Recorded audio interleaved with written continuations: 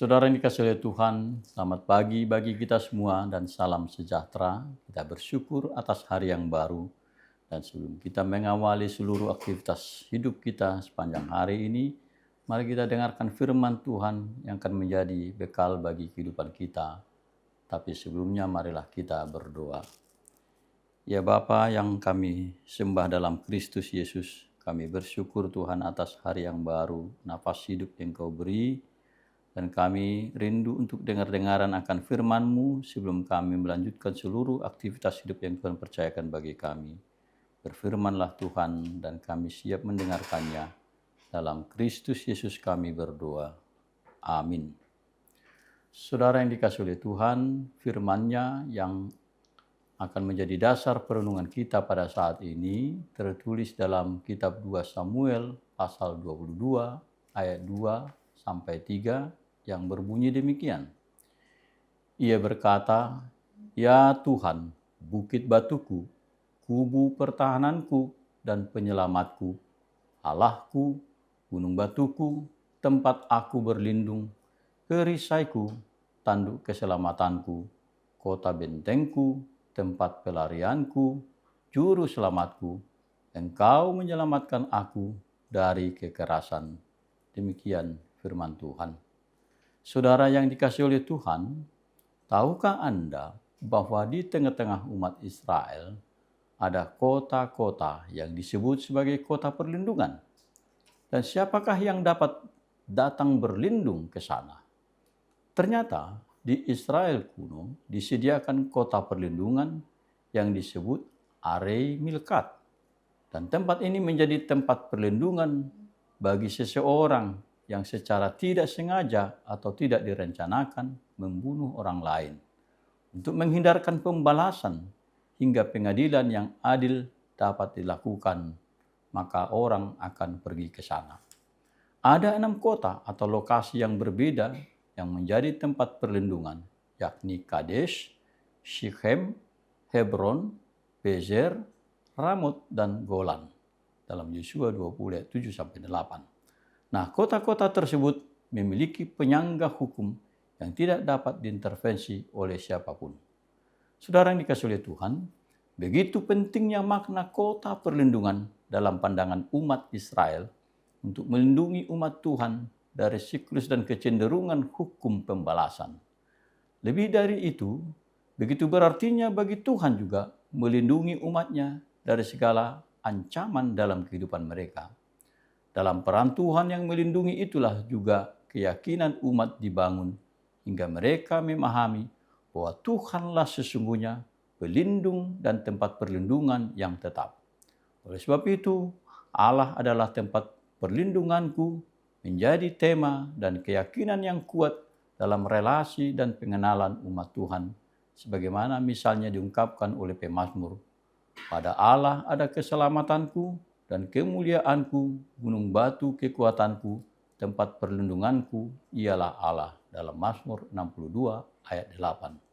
Saudara terkasih, keyakinan itulah juga yang dikemukakan oleh Daud ketika ia diluputkan oleh Tuhan dari cengkeraman dan ancaman pembunuhan oleh Raja Saul, di mana ia berkata, "Ya Tuhan, bukit batuku, kubu pertahananku, dan penyelamatku, Allahku, gunung batuku, tempat aku berlindung, perisaiku, tanduk keselamatanku, kota bentengku, tempat pelarianku, juru selamatku, Engkau menyelamatkan aku dari kekerasan."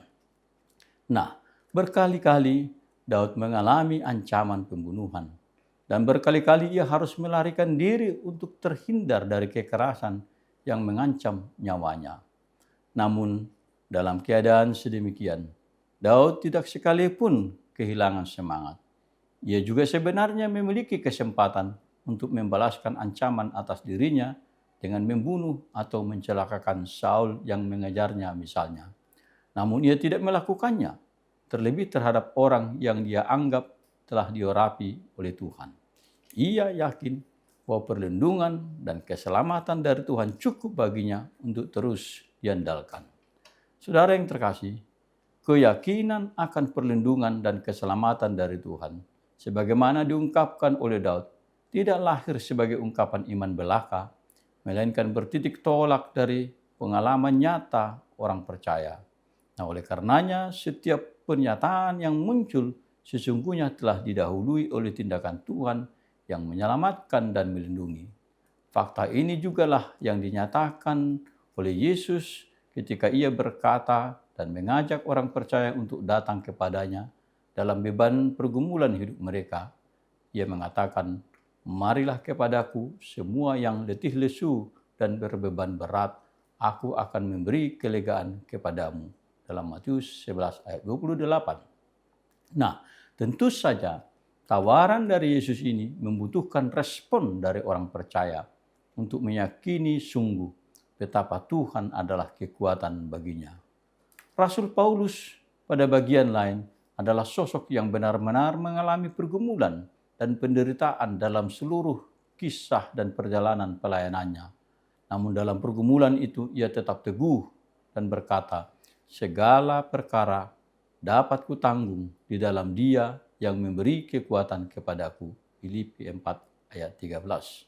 Saudara yang dikasihi oleh Tuhan, pernyataan Paulus tersebut mewakili respon orang percaya, mewakili pernyataan iman kita untuk sungguh-sungguh percaya akan pertolongan dan perlindungan Tuhan saat hidup yang kita jalani tidak selalu baik-baik saja, saat pergumulan dan kesulitan menghadang dan harus kita lalui, saat kita menghadapi kelemahan fisik dan sakit penyakit, saat kondisi ekonomi dan keuangan kita mengalami krisis.